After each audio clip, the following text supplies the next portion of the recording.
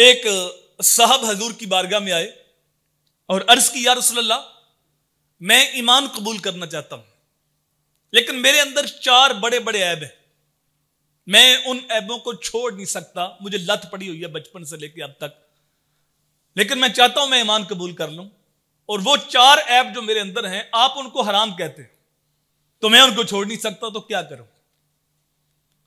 तो उसने ऐब बयान की। अब ऐब सुनिए।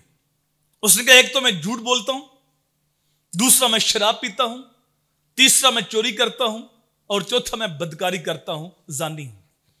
ये 4 बड़े बड़े ऐब हैं मेरे अंदर, मैं इकट्ठे नहीं छोड़ सकता। हां, अगर आप कहें तो एक छोड़ दूंगा, आपके कहने पे एक छोड़ सकता हूं।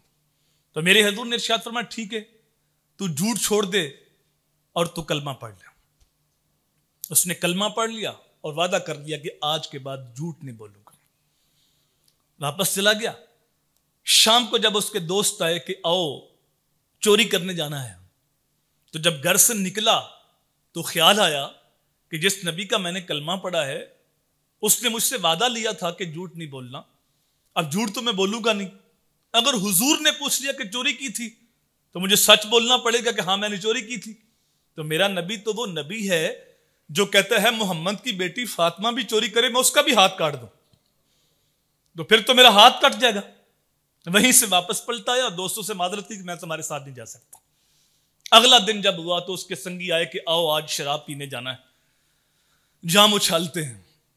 जब निकला तो कदम डोल गए कि अगर हुजूर ने पूछ लिया तो क्या जवाब दूंगा, झूठ तो बोलूंगा नहीं, वादा किया हुआ है। तो अगर मैंने इकरार कर लिया कि हां मैंने शराब पी थी तो फिर मुझे 80 कोड़े मारे जाएंगे, मेरे ऊपर हद जारी होगी।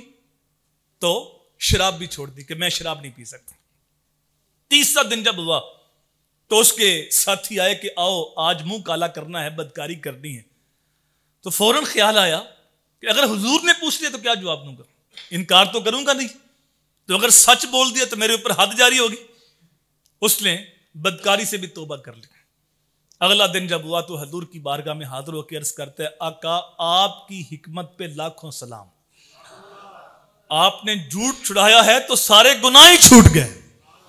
तो अगर बंदा झूठ छोड़ने में कामयाब हो जाए तो उसको बड़े बड़े गुनाहों से छुटकारा मिल जाता है।